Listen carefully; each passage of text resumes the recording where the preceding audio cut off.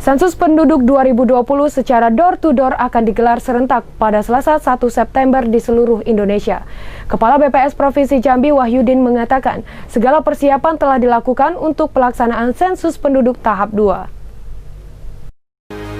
Badan Pusat Statistik Provinsi Jambi mengikuti kick-off sensus penduduk 2020 yang ditayangkan secara virtual di Aula Gedung BPS Provinsi Jambi pada Senin 31 Agustus pagi.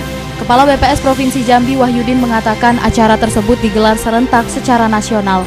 Jajaran BPS se-Indonesia akan melakukan kegiatan sensus penduduk. Petugas sensus akan turun ke lapangan mulai 1 September 2020. Sebelum melakukan sensus penduduk dengan turun ke lapangan, BPS telah melakukan pendataan penduduk via online yang dimulai sejak Februari dari tanggal 15 hingga 29 Februari 2020. Hasilnya sudah mencapai 12,82% dari total penduduk Jambi sekira 492.000 lebih penduduk yang sudah ikut berpartisipasi pada sensus penduduk online 2020. Zona kalau di Jambi ya, ada zona 1 dan zona 2. Zona 1 itu adalah merupakan kegiatan sensus yang istilah kita DOPU ya, drop off pick up. Artinya kita melakukan drop kuesioner kemudian nanti kita ambil kembali. Itu dilaksanakan tanggal 1 sampai tanggal 30 September ini.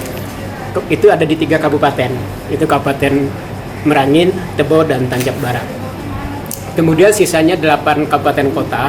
Kita lakukan pendataan door to door, tetapi tidak menggunakan kuesioner, hanya menggunakan daftar penduduk yang kita sudah print sebelumnya, dan itu menjadi bagian data dasar yang kita pakai hanya untuk mengupdate data saja.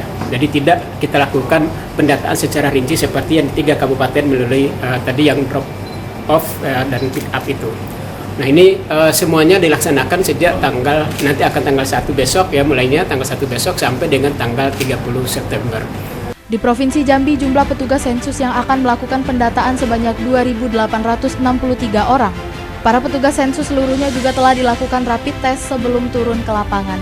Ditegaskan data hasil sensus penduduk sangat bermanfaat untuk evaluasi pembangunan, rencana pembangunan jangka menengah nasional, dan juga tujuan pembangunan berkelanjutan, termasuk juga perencanaan pembangunan di berbagai bidang, seperti identifikasi kebutuhan dan kualitas perumahan, pendidikan, kesehatan, politik, dan keamanan. Seluruh masyarakat, khususnya di Provinsi Jambi, dapat menerima petugas sensus yang kami kerahkan untuk melakukan pendataan dari rumah ke rumah maupun untuk menyerahkan dokumen SP 2020 untuk mendapatkan pencatatan-pencatatan dari masing-masing keluarga atau masing-masing anggota masyarakat yang ada di Provinsi Jambi.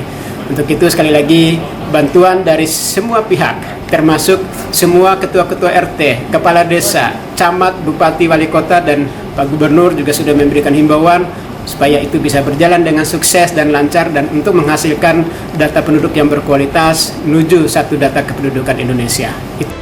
Dian Cencen, JEK TV melaporkan.